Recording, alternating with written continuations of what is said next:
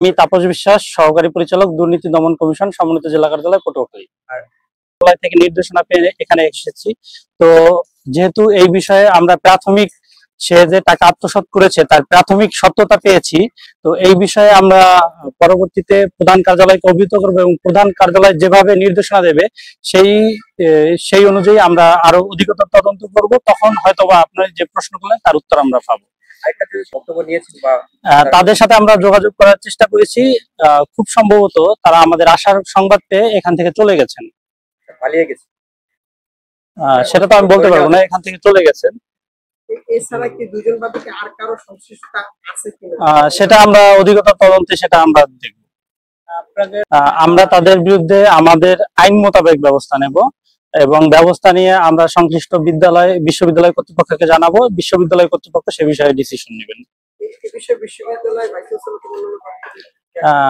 আমরা রেজিস্ট্রার মহোদয়ের সাথে কথা বলেছি এবং পরিচালক অর্থ এর সাথেও কথা বলেছি। তো তারা একটা 6 সদস্যের তদন্ত কমিটি গঠন করেছেন এবং সেই তদন্ত কমিটি 1 মাসের মধ্যে রিপোর্ট জমা দিবে বলেছেন। সেই রিপোর্ট অনুযায়ী তারা ব্যবস্থা নেবেন। আর আমরা যেটা ফাইন্ডিংস পেয়েছি, অর্থাৎ যে 2,60,00,000 টাকা আত্মসাতের প্রাথমিক সত্যতা পেয়েছি, সেই অনুযায়ী আমরা আমাদের মতো করে ব্যবস্থা নেব।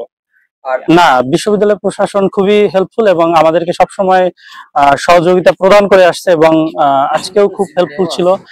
ভিসি স্যার ফোন দিচ্ছেন এবং তিনি কথা বলেছেন, রেজিস্ট্রার স্যারও আমাদেরকে তথ্য দিয়ে সহায়তা করেছেন। এই বিষয়ে তারা খুবই আন্তরিক।